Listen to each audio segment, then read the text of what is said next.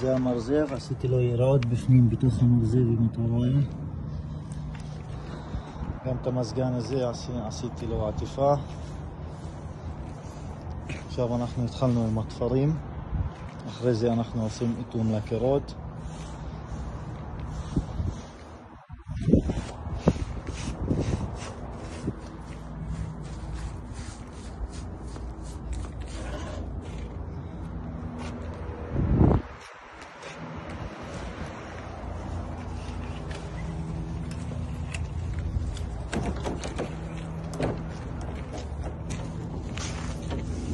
כל הצינורות עשיתי להם עטיפה.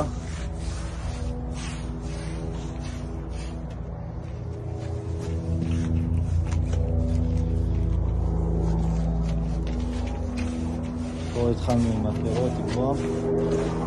את הצנרת פה שחודרת בתוך הבית גם עטפנו אותה כמו שצריך.